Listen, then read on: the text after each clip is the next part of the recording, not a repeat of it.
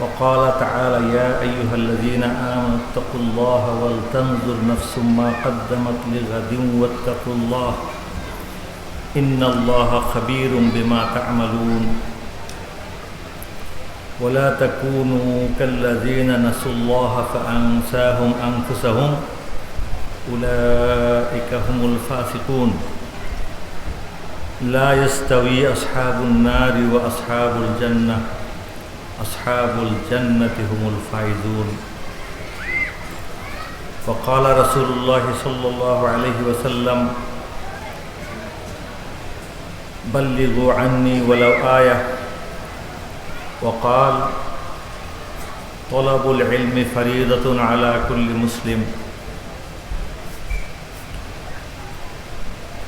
صدق الله مولانا العظيم وصدق رسوله النبي الكريم ونحن على ذلك من الشاهدين ومن الشاكرين والحمد لله رب العالمين সবাই অন্তরের গভীর থেকে মহব্বতের সঙ্গে আমার সাথে একটু একটু করে পড়েন আল্লাহুম্মা সাল্লি আলা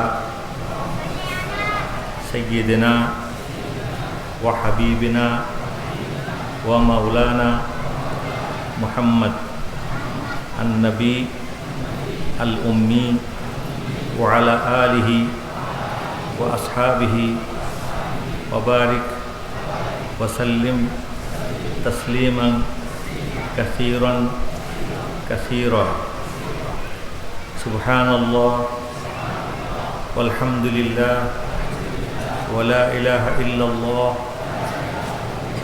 والله أكبر ولا حول ولا قوة إلا بالله العلي العظيم أستغفر الله أستغفر الله أستغفر الله عدد خلقه ورضا نفسه وزنة عرشه ومداد كلماته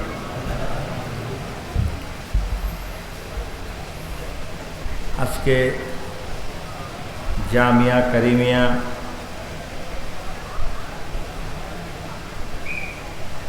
ও এলাকাবাসীর মহব্বতে উপস্থিতিতে অনুষ্ঠিত ইসলাহি মাহফিলের মাননীয় সভাপতি, দেশ বিদেশ থেকে আগত সম্মানিত মেহমানবৃন্দ, এক দেশের আলেম শাইখুল হাদিস তথ্যমন্ত্রী এখানে তশরিফ এনেছেন, বয়ান করবেন, আপনারা দেখবেন। আরেকটি দেশের উপরাষ্ট্রদূত তিনিও এখানে তশরিফ এনেছেন, এশার নামাজ পড়েছেন। দেশ বরেণ্য আলেম ওলামা, ইসলাম প্রচারক নেতৃবৃন্দ একে একে ইসলাহি মজলিসে আসবেন। আমি দু একটি কথা বলবো। এমনিও আমি একটু অসুস্থ এবং ক্লান্ত, এই জন্য তাড়াতাড়ি আমার কথা শেষ হবে। পরে যে মেহমান ওনাকে আপনারা সময় মতো নিয়ে আসবেন। আল্লাহ সুবহানাহু ওয়া তাআলা দুনিয়ার মধ্যে সবচেয়ে বেশি বড় রহমত এবং দয়া সেই ব্যক্তির উপর করেছেন যাকে তিনি ঈমান দান করেছেন। বলেন সুবহানাল্লাহ। যাকে ঈমান দান করেছেন তার উপর আল্লাহর সমস্ত দয়া হয়ে গেছে। কারণ আল্লাহ তাআলা কোরআন শরীফের মধ্যে বলেছেন ওয়া ফারীকুন ফিল জান্নাতি ওয়া ফারীকুন ফিস সাঈর। দুনিয়ার সব মানুষ দুইটি দলে বিভক্ত। কয়টি দলে? দুইটা দল, বেশি নাই। আল্লাহ তাআলার নিকট দুনিয়ার সমস্ত মানুষ যারা হযরত আদম আলাইহিস সালাম থেকে নিয়ে কিয়ামত পর্যন্ত আমাদের বর্তমান দুনিয়ার মধ্যেও প্রায় 900 কোটি মানুষ আছে। কত? প্রায় 900 কোটির মানুষ সব দুই ভাগে বিভক্ত। কয় ভাগে? আল্লাহ তাআলা বলেন ফরিকুন ফিল জান্নাহ, একটা দল যাবে জান্নাতে, ও ফরিকুন ফিস সাঈর, আরেকটা দল যাবে জাহান্নামে, সাঈর নামক দুজকে। দল কয়টা হলো? আমরা মনে করি যে অনেক দল, অনেক দল। আমাদের কাছে অনেক দল আছে, কিন্তু আল্লাহর কাছে কয়টি দল? ফরিকুন ফিল জান্নাহ ও ফরিকুন ফিস সাঈর ওয়ামতাজুল ইয়াওমা আইয়ুহাল মুজরিমুন। আল্লাহ তাআলা কোরআন শরীফের মধ্যে বলেছেন, কিয়ামতের দিন সমস্ত মানুষকে এক জায়গায় আমি তুলব এবং আমি বলে দেব ওয়ামতাজুল ইয়াওমা আইয়ুহাল মুজরিমুন, যারা অপরাধী, যারা জাহান্নামী, তারা আলাগ হয়ে যাও, আলাদা হয়ে যাও। জাহান্নামীরা যখন আলাদা হয়ে যাবে তখন কারা থাকবে? জান্নাতীরা। জান্নাতে যাওয়ার জন্য আমাদের প্রথম কাজ হয়ে গেছে, সেটার নাম হলো ঈমান। কি নাম? ঈমান। এরপর যদি আমরা মাত্র 3টা কাজ করি, তাইলেই আমরা আল্লাহ তাআলাকে রাজি খুশি করে জান্নাতে পৌঁছতে পারব। কয়টা কাজ? 3টা। এই 3টা কাজই হলো পরিপূর্ণ ইসলাম। কুরআন সুন্নাহর মধ্যে যত কিছু আছে, যত এলেম আছে, শরীয়তের মধ্যে যত আহকাম আছে, সব কিছু এই 3টা নামের মধ্যে আছে। 1 নম্বর হলো, যিনি আমাদেরকে সৃষ্টি করেছেন তিনি কে? আল্লাহ। আল্লাহ এত বড় যে তা কল্পনা করার ক্ষমতাও এই ক্ষুদ্র মানুষের নেই। যে আল্লাহ আমাদেরকে সৃষ্টি করলেন, আমরা দুনিয়ায় ছিলাম না, আমরা জানতামও না আমাদেরকে দুনিয়াতে কে পাঠাইছেন। এবং আমরা আমাদের ক্ষমতা নাই 10 মিনিট বাঁচার, যদি আল্লাহ তাআলা আমাদের শ্বাসকে চালু না রাখেন। কি বলেন? আমাদের শ্বাস প্রশ্বাস আল্লাহ চালু রাখছেন। আল্লাহ যদি কারো শ্বাস বন্ধ হয়ে যায়, তাইলে আর দুনিয়ার সবাই মিলেও তাকে আর চালু করতে পারে না। এবং আল্লাহ তাআলা আমাদেরকে চোখ দান করেছেন, কান দান করেছেন, মুখের ভাষা দান করেছেন, খানার জন্য খিদা দান করেছেন, খানার রুচি দান করেছেন, তৌফিক অনুযায়ী আমাদের জন্য রিজিক দান করেছেন। সেই খানা খাওয়ার পর আমরা সেই খানা শরীরের মধ্যে ব্যবহার করার ব্যবস্থা করেছেন। যে জিনিসগুলি আমাদের প্রয়োজন নাই সেগুলিকে বের করার ব্যবস্থাও রাখছেন। আমাদের জন্য আল্লাহ তাআলা ঘুমের ব্যবস্থা করেছেন। আমাদের জন্য আল্লাহ তাআলা ঈমানের ব্যবস্থা করেছেন। ইসলাম শেখার জন্য মসজিদ, মাদ্রাসা, আলেম, ওলামা, তাবলীগ এবং ওয়াজ মাহফিলের ব্যবস্থা করেছেন। বলি আলহামদুলিল্লাহ। সেই রব্বুল আলামিন সৃষ্টিকর্তা আল্লাহ তাআলার কিছু হক আছে আমাদের উপর। আমাদের উপর আল্লাহ তাআলার কিছু পাওনা আছে, বুঝেন তো?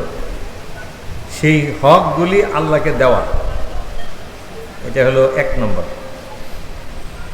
যিনি আমাদেরকে সৃষ্টি করেছেন, আমাদেরকে সব সময় জীবিত রাখছেন, যিনি আমাদেরকে মৃত্যু দান করবেন, মৃত্যুর পরে তিনি আবার আমাদেরকে নিজের সামনে উপস্থিত করবেন, আমাদের ভালো মন্দের বিচার হবে, আমাদের নেকি বেশি হইলে আমরা মুক্তি পাব, আল্লাহ ক্ষমা করলে আমরা মুক্তি পাব, ঈমান থাকলে আমরা মুক্তি পাব, যদি ঈমান না থাকে তাইলে মুক্তি পাব না। সেই আল্লাহ তাআলার কিছু হক আছে, সেই হকগুলি আল্লাহকে দাও। আল্লাহ তাআলার 1 নম্বর হক হলো আল্লাহকে বিশ্বাস করা। যারা আল্লাহকে বিশ্বাস করে না, আল্লাহর প্রতি ঈমান আনে না, অথবা আল্লাহর সাথে কুফরি করে, অথবা তারা নাস্তিক, কিংবা আল্লাহর সঙ্গে আর কাউকে শরীক করে, আল্লাহকেও মানে সঙ্গে আরেকজনকেও মানে, অথবা আর 1 লক্ষকে মানে, 1 কোটিকে মানে, 33 কোটিকে মানে, আল্লাহর মতো অন্য কাউকে মনে করে বা মানে, পূজা করে, ইবাদত করে, এরা হলো মুশরিক। কাফির এবং মুশরিক এরা কোনো দিন মুক্তি পাবে না, চিরস্থায়ী জাহান্নাম, ফি নারি জাহান্নামা খালিদিনা ফিহা, আল্লাহ বলে দিয়েছে। আর যারা কাফির এবং মুশরিক না, তারা হলো মুমিন মুসলমান। আমরা হইলাম সেই লোক, সেই দল যারা ইসলাম গ্রহণ করেছি এবং যারা আল্লাহ এবং রসুলকে কি করি, বিশ্বাস করি। আল্লাহ তাআলার 1 নম্বর হক আমরা পালন করতে পারলাম, বলি আলহামদুলিল্লাহ। 2 নম্বর হলো যে আল্লাহ তাআলার সবচেয়ে বড় হুকুম হলো নামাজ পড়া। প্রতিটি মুসলিম নারী পুরুষের উপর দিনে রাত্রে 5 বার নামাজ পড়া ফরজ। এই নামাজ পড়তে হবে। যারা পড়ি না তারা নামাজ ধরতে হবে, নামাজ পড়তে হবে। যারা 1-2 ওয়াক্ত পড়ি তাদেরও 5 ওয়াক্ত পড়তে হবে। যারা 5 ওয়াক্ত পড়তেছি তাদেরও সুন্নত নফল এগুলি পড়তে হবে। যারা মসজিদে গিয়া পড়ি আলহামদুলিল্লাহ, যারা বাসায় পড়ি তাদেরও মসজিদে গিয়া পড়তে হবে। যে শুধু জুম্মা পড়ে তার আরও 5 নামাজে যেতে হবে। যে শুধু মাগরিব পড়ে তার ফজর, জোহর, আসর পড়তে হবে। ঈমান আনার পর সবচেয়ে বড় আমলের নাম কি? নামাজ। নামাজ পড়া, নামাজের সাথে সাথে আরেকটা বড় স্থায়ী ইবাদত হলো হালাল রুজি। বুঝতেছি তো আমরা? হালাল খানা। কেউ যদি হারাম খানা খায়, চুরি করে খায়, পরের হক নষ্ট করে খায়, প্রতারণা করে খায়, ঘুষ খায়, অথবা সুদ খায়, সুদের টাকা খায়, ইতিমের হক খায়, অন্যের ওয়ারিসি সম্পত্তি গ্রাস করে খায়, ডাকাতি করে খায়, সেই ব্যক্তির নামাজ পড়লে নামাজও কবুল হবে না। আল্লাহ তাআলার হক হলো হালাল খানা, ঈমান, নামাজ। আরেকটা বড় ফরজ হলো যাকাত। যে ব্যক্তির যাকাত দেওয়ার পরিমাণ সম্পদ আছে, টাকা পয়সা আছে, সে বছরে 1 বার সেই সম্পদের যাকাত দিবে। যে ব্যক্তি যাকাত দেয় না, সেই ব্যক্তিকে তার যাকাতের সম্পদ জাহান্নামে নিয়ে যাবে। যে যাকাত কি, যাকাত কত, বছরে কি, 1 বছর পরে কত হয়, যাকাত কোন কোন মালের হয়, কোন কোন মালের হয় না, যাকাত কাকে দেওয়া যায়, কাকে দেওয়া যায় না, সেই জিনিসগুলি জানা ফরজ। কি সেই জিনিসগুলি জানা কি ফরজ। যেমন ঈমান কাকে বলে, কিভাবে ঈমান নষ্ট হয়, এটা জানা ফরজ। নামাজ, ওযু, গোসল, এগুলি কি, কেমনে সহি, কেমনে নষ্ট, কেমনে ভাঙ্গে, কেমনে আবার করতে হয়, এইগুলি জানা সমস্ত মুসলিম নারী পুরুষের উপর ফরজ। ঠিক এরকম হালাল কামাই কাকে বলে, ব্যবসা কেমনে করলে হালাল, কেমনে হারাম, ঋণ কেমনে নিলে হালাল, কেমনে হারাম, গিরবি রাখলে কেমনে হালাল, কেমনে হারাম, বন্ধক রাখলে কেমনে হালাল, কেমনে হারাম, পজিশন বিক্রি করলে কোনটা হালাল, কোনটা হারাম, ভাড়া দিলে নিলে কোনটা হালাল, কোনটা হারাম, মানুষকে টাকা দিলে কোনটা ঘুষ, কোনটা গিফট, কোনটা হাদিয়া, কোনটা উপহার, কোনটা যৌতুক, সব কিছু জানা হলো ফরজ। এলেম শেখার দরকার আছে না নাই? ঈমান মানে কলেমা, নামাজ মানে সারা জীবনের 5 ওয়াক্তের ফরজ, যাকাত নিজের মাল ধন সম্পদের উপর বছরে একবার আল্লাহ তাআলার পাওনা হক।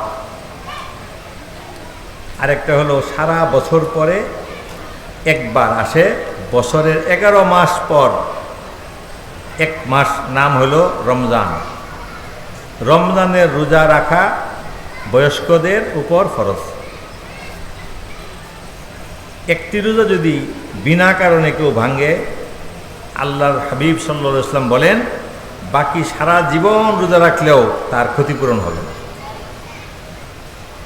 এই জন্য রোজা কি, কার উপর ফরজ, কার জন্য ভাঙ্গা জায়েজ আছে, পরে করবে, কে ভাঙলে কাফফারা দিতে হবে। কাফফারা মানে পরে একটা রোজার বদলে লাগাতার 60 দিন রোজা রাখতে হবে না ভেঙ্গে। এত কঠিন, একজন লোকের জন্য অসম্ভব। আরেকটা আছে যে রোজা যদি ভাঙ্গে তাহলে একটার বদলে একটা রাখবে, ভাঙ্গার কারণ যদি ঠিক থাকে। এই রোজা খুব সহজ।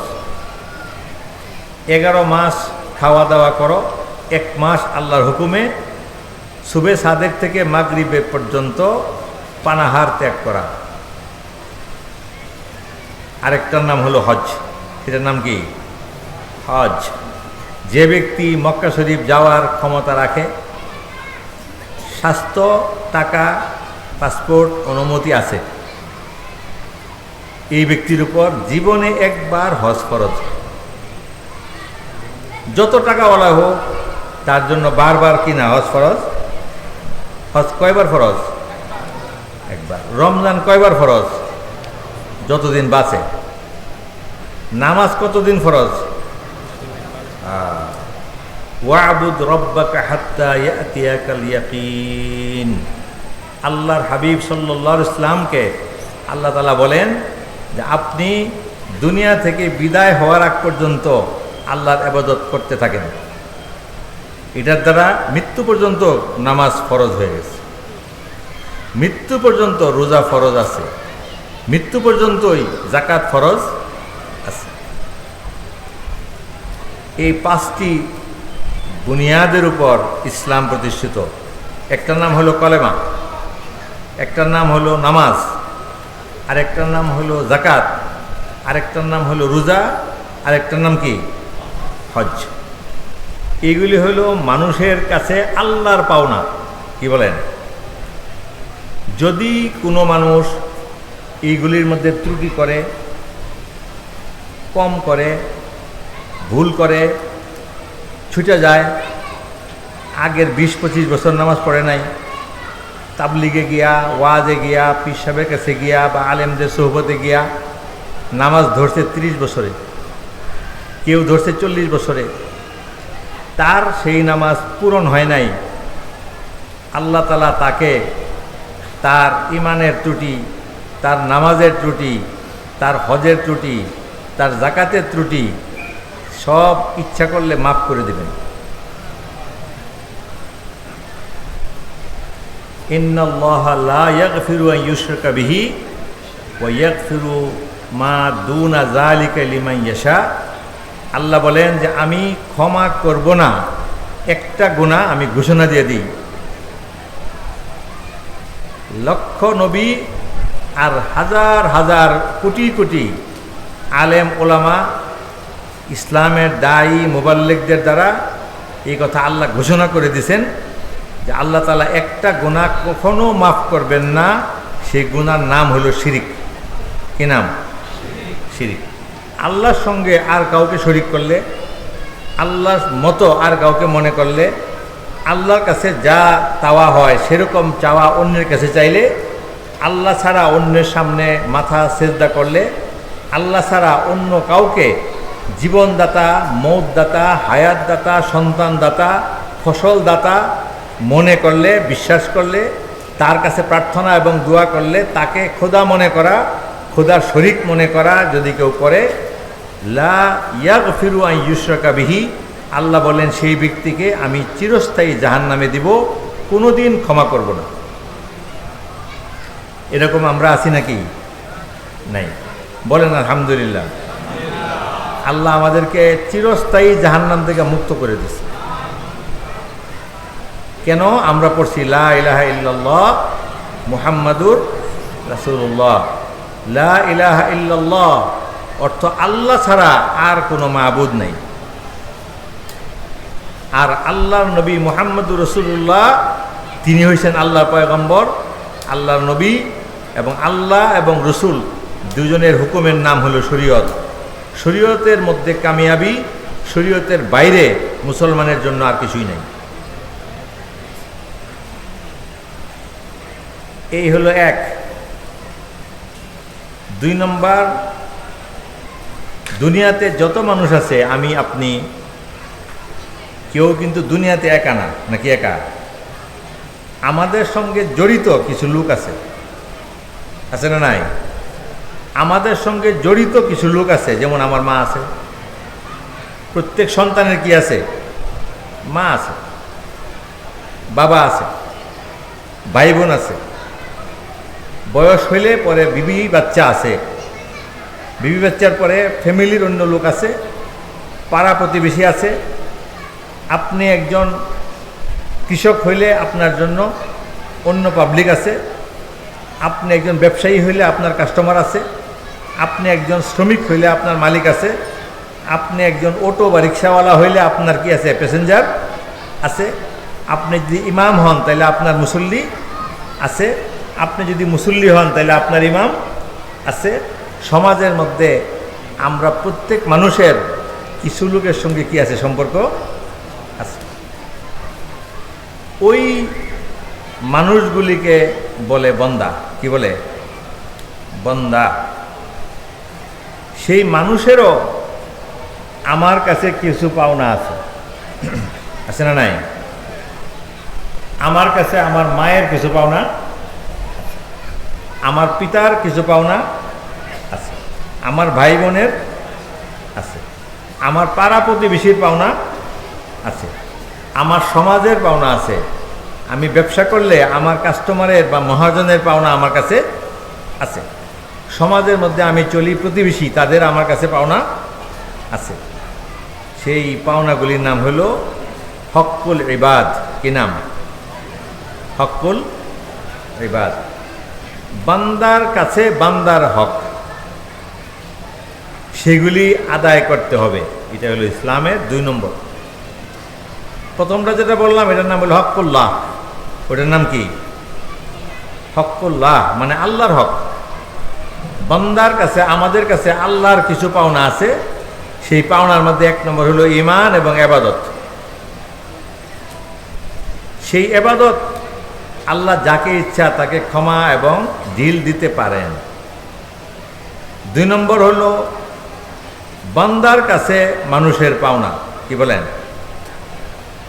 সেটা আল্লাহ তাআলা বলে দিয়েছেন, যে বান্দা তোমার কাছে কিছু পায় সেই ব্যক্তি তোমাকে ক্ষমা না করা পর্যন্ত আমি আল্লাহ ক্ষমা করব না। এবং সেই হকগুলি কি সেটা জানার জন্য দ্বীনি এলেমের প্রয়োজন। সেই এলেমটাও জানা ফরজ। আপনার মা আপনার কাছ থেকে কি চায়, কি পাওনা, ওনার কথা শোনা, ওনার অবাধ্য না হওয়া, ওনার খেদমত করা, ওনার সাথে বেশি ভালো ব্যবহার করা, ওনাকে নিজের জীবনের চাইতে বেশি ভালোবাসা, ওনার অসুস্থতার সময় রোগের সেবা করা, ওনার চিকিৎসার ব্যবস্থা করা, নিজের আয় উপার্জন থেকে মার জন্য খরচ করা, মাকে যে কোনোভাবে খুশি করা, এটা হলো বান্দার হক। বুঝে আসছে? নিজের পিতাকে খুশি করা, পিতার কথা শোনা, তার আনুগত্য করা, তার স্বার্থে নিজেকে খাটনিতে লাগায় দেওয়া, তার সন্তুষ্টির জন্য নিজেকে কুরবান করা, তার এহসান এবং তিনি পিতা হিসেবে আমার যত বড় মুরব্বী তাকে খুশি রাখা। এই জন্য আল্লাহ তাআলা কোরআনের মধ্যে বলেন যে দুনিয়ার সর্বশ্রেষ্ঠ বড় গুনাহ হলো শিরিক। নাম কি? শিরিক। সেকেন্ড গুনাহ কি বলেন? শিরিকের পরে 2 নম্বর গুনাহ কি? উকুকুল ওয়ালিদাইন, পিতা মাতার অবাধ্যতা। আমরা শিরিক করি না, আল্লাহ আমাদেরকে পানা দেন যে আমরা শিরিক না করি, কিন্তু পিতামাতার অবাধ্যতার গুনাহ কিছু কিছু আছে না নাই? অথচ আল্লাহ তাআলা রাসূল বলেন সাল্লাল্লাহু আলাইহি ওয়াসাল্লাম, রেজাল রব্বু ফি রেজাল ওয়ালিদাইন ও সাখাতুর রব্বি ফি সাখাতিল ওয়ালিদাইন, বলেন যে পিতা মাতা সন্তুষ্ট হইলে আমি আল্লাহ খুশি হব, পিতা মাতা নারাজ হইলে আমি আল্লাহ নারাজ থাকব। অনেক লোক আছে পিতা এবং মাতার সঙ্গে অবাধ্যতা, তাদের কথা শুনে না, সে এর বাইরে গিয়া অনেক ভালো লোক, নিজের সমাজের মধ্যে ভালো লোক, সে লেখাপড়া করে আলেম হয়ে গেছে অথবা মুফতি সাহেব হয়ে গেছে, ইমাম, তাবলিগে গিয়া উনি ইসলাম প্রচারক হয়েছেন, হজ করছেন, ওনার এই ইবাদতগুলি আল্লাহর হক, আল্লাহ তার প্রতি খুশি, কিন্তু তার ঘরের মধ্যে তার মা তার প্রতি নারাজ, আছে না নাই? অথবা পিতার মনে তার কষ্ট যে আমার ছেলে আমার জন্য যে আমি যা চাই সেই হক আদায় করে নাই। যদি তা হয় তাইলে 2 নম্বরের মধ্যে আমরা বিপদে পড়ে যাব। ঠিক এরকম নবী করিম সাল্লাল্লাহু আলাইহি ওয়াসাল্লাম বলেন সাহাবায়ে কেরামের সামনে যে তোমরা বলো দুনিয়ার মধ্যে সবচেয়ে বড় মিসকিন কে? সাহাবায়ে কেরাম আল্লাহর নবীর সামনে অত্যন্ত বিনয়ের সঙ্গে আদবের সঙ্গে থাকতেন, জিজ্ঞাসা করলে জবাব দিতেন না, জানলেও বলতেন না, বলতেন যে আল্লাহু ওয়া রাসূলুহু আ'লাম, যে আল্লাহ এবং তার রসুল সবচেয়ে বেশি জানেন, হুজুর আপনি বলেন, এইভাবে বলতেন। কোনো সময় জবাব দিতেন। এই দিন প্রশ্ন করছেন যে সবচেয়ে বড় মিসকিন ফকির কে? তখন সাহাবায়ে কেরাম জবাব দিলেন, যার কোনো কিছু নাই, যে লোকের কোনো টাকা পয়সা নাই, বাড়িঘর নাই, সেই তো অসহায়। কি বলেন?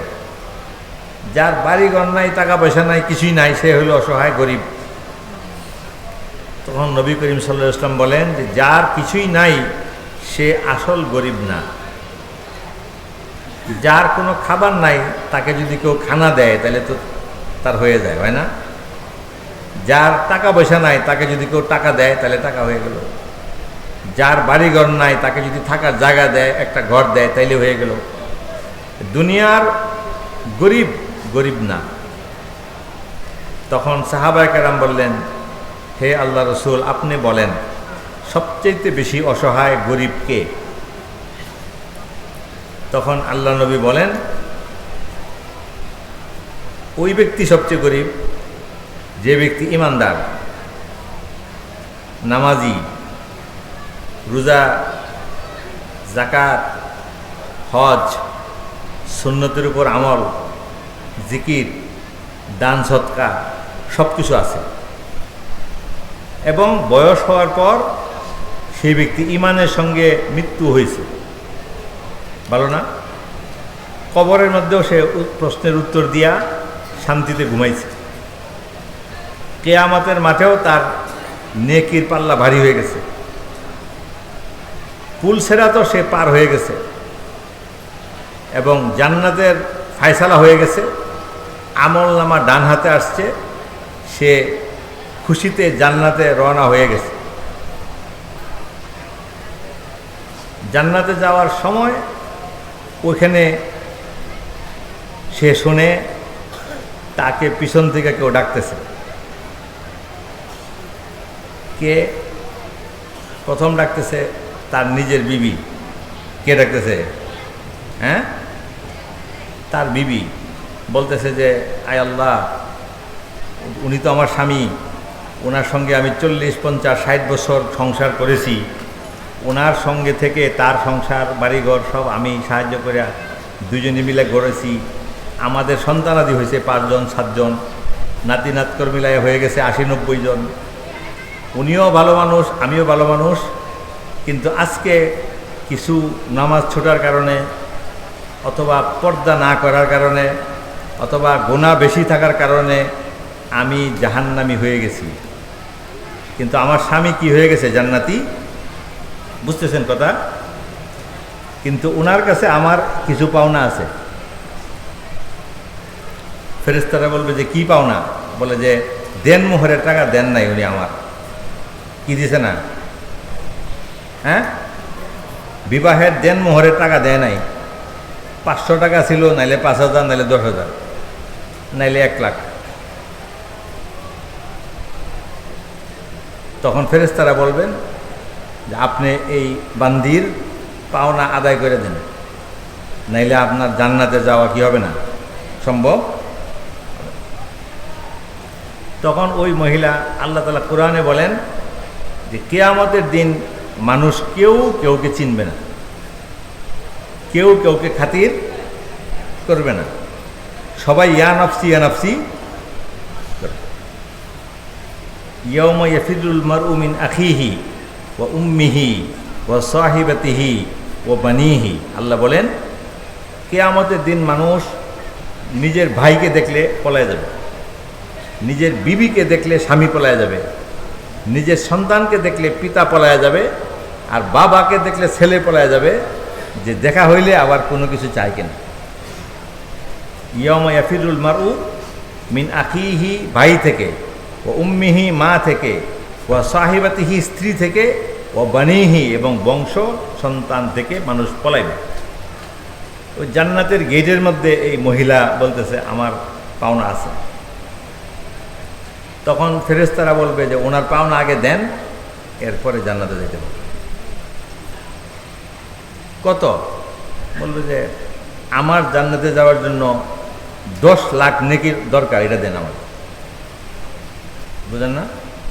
তখন বিবি লয়ে গেল কত? 10 লক্ষ নিয়ে গেছে। ওনার কিন্তু কয়েক কোটি নেকি আছে, 10 লাখ কে নিল?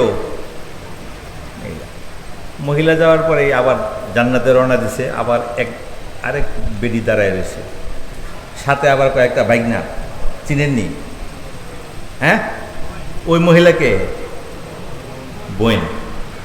আল্লাহ, আমার পিতার সম্পত্তি আমি ছেলে হইলে অর্ধেক পাইতাম,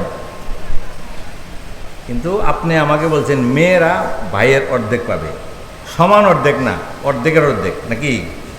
কিন্তু আমার ভাই সাহেব আমাকে কি করে নাই, দেয় নাই। দুনিয়াতে আমি কেস মামলা করি নাই, লজ্জায়ও বলি নাই, ভদ্রলোক হিসাবে সালিশ দরবারও করি নাই, এমপি মন্ত্রীর কাছেও যাই নাই, কিন্তু আমার কিছু নামাজ কম, গুনাহ, কিছু আমার পেরেশানি, আমার ছেলে পেয়েরা বিভিন্ন কারণে এখন আমাদের কয়েক কোটি নেকির দরকার আছে। তাহলে মামারে বলেন আমরা কিছু দিতে, বুঝেন না? ওইটা দিয়ে দিছে আরো 90 লাখ। এরপরে যাইতেছে, এর মধ্যে আবার করতেছে যে আপনার তো আরো কিছু লোক আছে, বুঝেন না? অটোওয়ালা বা রিক্সাওয়ালা আছে, উনি না বইলা উঠছে, সারা শহর ঘুরে আমার 20 টাকা দিছে, আছে না নাই? পরে চাইছি, পরে একটা চোরও দিছে। পরে আমি বলছি যে এতক্ষণ সময়ে তো 60 টাকা হয় স্যার, 20 টাকা দিলে আমার হবে না, জমা উঠবে না কইছে। পরে কয়েছে তাইলে পাইবি না। পরে দোতলা উঠে গেছে, 20 টাকাও দেয় নাই, আছে না নাই? ওই 20 টাকা দেন। আল্লাহ তাআলা বলেন যে তোমরা তোমাদের আমল ভুলে যাও, তোমরা তোমাদের গুনাহ ভুলে যাও, তোমরা তোমাদের নেকি ভুলে যাও, কিন্তু আল্লাহ তাআলার খাতার মধ্যে তোমাদের প্রতিটি শ্বাস প্রশ্বাস পর্যন্ত লেখা আছে। ওই 20 টাকাওয়ালা বলবে যে আল্লাহ, আমার জান্নাতে যাইতে 2 কোটি নেকি দরকার, নামাজও করি নাই, শুধু অটো চালাইতাম, আমার গরিব মানুষ, আমি শ্রমিক ছিলাম, রোজাও রাখতে পারি নাই, আমার 20 টাকার জন্য আমার জান্নাতে যাবে, ওনার কাছ থেকে টাকা নিয়ে দেন। ওই দিন কোনো টাকা থাকবো? ডলার, রিয়াল, রিঙ্গিত থাকবে? স্বর্ণ, মণি, মুক্তা কিছুই থাকবে না। ওই দিন লেনদেন হবে কি দিয়া? নেকি দিয়া। এরকম আরও অনেক থাকবে। বাসে উঠছে, ভাড়া দেয় নাই, ট্রেনে সফর করছে, টাকা পয়সা দেয় নাই, ওইটা 18 কোটি লোকে চাইবে। আল্লাহ 18 কোটি লোক ট্রেনের মালিক, উনি যে খালি আসা যাওয়া করছে, আমাদের টাকা দেয় নাই, সবাই পায় এক পাই করে। লোক এমপি, মন্ত্রী, মেম্বার, চেয়ারম্যান ছিল, সে লক্ষ লক্ষ কোটি টাকা জনগণের চুরি করে ফেলছে। একটা রোড বানানোর জন্য দিছে 10 কোটি, উনি খরচ করছে 2 কোটি, 8 কোটি টাকা নিয়ে গেছে। ওই 18 কোটি মানুষ চাইবে যে আমাদের টাকা দেব। দোকানদারে চাইবে, মাছওয়ালা চাবে, সবার টাকা নেকি হিসাবে দিবে। ফেরেশতা বলবেন যে আল্লাহ, ওনার সওয়াব শেষ হয়ে গেছে, এখন কি করব? আরো পাওনাদার আছে। আল্লাহ বলবেন যে তাদের গুনাহ লও। বুঝেননি? দেওয়া শেষ, এখন লওয়া শুরু হয়েছে। ঠিক আছে, তার 2 কোটি গুনাহ লও, সে জায়গা পার হয়ে। ওর কত? ওর 5 কোটি গুনাহ লও। এইভাবে তার নেকির একটা বিল্ডিংয়ের মতো উঁচা ছিল। কয়েক মিনিট পরে দেখা গেল হিমালয়ের সমান গুনাহ হয়ে গেছে। তখন আল্লাহর হুকুম হবে এই বান্দাকে উপর করে জাহান্নামে নিক্ষেপ করো। তো যে ব্যক্তি দুনিয়াতে আল্লাহর ইবাদত করে, নেক কাজ করে, সব কিছু করে জান্নাতে যাওয়ার উপযুক্ত হয়ে জান্নাতের গেট পর্যন্ত চলে গেলেন, কিন্তু বন্দার হক না দেওয়ার কারণে তিনি একদম জান্নাতের গেট থেকে আবার জাহান্নামে নিক্ষিপ্ত হয়েছেন। সেই বন্দাকে সবচেয়ে বড় গরিব, মিসকিন বলছেন নবী করিম সাল্লাল্লাহু আলাইহি ওয়াসাল্লাম। বুঝতে পারছেন? সবচেয়ে গরিব কোন ব্যক্তি? যে ব্যক্তি জান্নাতে যাওয়ার উপযুক্ত হওয়ার পরেও শুধু বান্দার হক, বিবির মহারানা, বোনের ওয়ারিসি সম্পদ, জনগণের সম্পদ বা হকদারের পাওনা, বাড়ির ভাড়া, জিনিসের মূল্য, এই সব কিছু নিজে গ্রাস করা, ভুলে অল্প বেশি যত এই গরিবের, শ্রমিকের হক না দেওয়া, সব কিছুর কারণে যখন তার নেকি দেওয়া শেষ, তখন তাদের গুনাহ নিতে নিতে তার গুনার পর্বত হয়ে গেল। তখন আল্লাহর ফয়সালা হলো যে জান্নাতের ঘোষণা পাওয়া এই ব্যক্তিকে জাহান্নামে ফেলে দাও। এই হলো দ্বীনি এলেম শেখার জন্য এর গুরুত্ব সম্পর্কে আমি কথা বলেছিলাম। আল্লাহর হক, ইবাদত বন্দেগী কেমনে কেমনে করা, আর বান্দার হক কার কি পাওনা, কাকে কি দেওয়া, সেই জিনিসগুলি জানা প্রতিটি মুসলমানের উপর ফরজ। আর সেই জানার পদ্ধতি হলো মাদ্রাসায় পড়া, আলেম হওয়া। যদি সম্ভব না হয়, আলেম ছাড়া বাকি যারা আছে তাদের জন্য হলো আলেমদের মজলিসে যাওয়া, ইসলাহি মাহফিলে যাওয়া, জুমার বয়ানে যাওয়া, যে কোনো সময় তাবলীগের মধ্যে সময় লাগানো। এর দ্বারা দিন জানার সুযোগ হয় এবং মৃত্যু পর্যন্ত দিন জানতে হবে, আমল করতে হবে, জানতে হবে, আমল করতে হবে। আল্লাহ তাআলা আমাদের সবাইকে তৌফিক দান করুন এবং মূল্যবান যে জিনিস ঈমান, সেই ঈমানকে রক্ষা করার, ঈমানের উপর মৃত্যুবরণ করার তৌফিক দেন। আর আল্লাহর হক আদায় করা, পাশাপাশি বান্দার হক আদায় করার সাহস করা, সেগুলি করার জন্য তৈরি হওয়া এবং ওয়াজ শোনার সঙ্গে সঙ্গে আমলের জন্য নিয়ত করার তৌফিক দান করুন। ওয়া আখিরু দাওয়ানা আনিল হামদুলিল্লাহি রাব্বিল আলামিন। জাযাকাল্লাহু শাইখানা আল-মুহতারাম খায়রাল জাযা ওয়া আহসানাহু ফিদ দুনিয়া ওয়াল আখিরাহ। আলহামদুলিল্লাহ, আমরা এতক্ষণ যাবত আমি এটাতে বসে আলোচনা শুনছিলাম। জাফরাতুল মাদ্রাসাতুল আরাবিয়া বাংলাদেশের সম্মানিত মহাপরিচালক, আল্লামা বিশিষ্ট ইসলামী চিন্তাবিদ, ইসলামিক স্কলার এবং লেখক আল্লামা ওবায়দুর রহমান খান নদভী হাফিজাহুল্লাহ। আল্লাহ তাআলা হযরতের হায়াতে তাইয়্যিবা তাবিলা নসিব ফরমান। মুহতারাম হাজিরিন, আমরা অত্যন্ত আনন্দিত যে আমাদের মাঝে আজকে বাংলাদেশের শীর্ষস্থানীয় ওলামায়ে কেরাম উপস্থিত হয়েছেন। একের পর এক যারা আলোচনা করতেছেন, প্রত্যেকেরই আলোচনা শোনার জন্য বাংলাদেশের বিভিন্ন প্রান্তে আমরা দেখে থাকি লক্ষ লক্ষ মুসলিম জনতা একত্রিত হয়। এই পর্যায়ে আমরা আলোচনা শুনব আমাদের সকলের শ্রদ্ধাভাজন এবং আমাদের সকলের হৃদয়ের স্পন্দন এবং বাংলাদেশের সকল মুসলিম যুবকের এক স্বপ্ন, যুবকের এক আইডল, যুবকের আদর্শ পুরুষ, যিনি হলেন ইসলামী ঐক্যজোট বাংলাদেশের মুহতারাম মহাসচিব আল্লামা হযরত মাওলানা মুফতি সাফা হোসেন নাজি হাফিজাহুল্লাহ। হযরতকে সামনে নিয়ে আমরা যদি একটু স্লোগান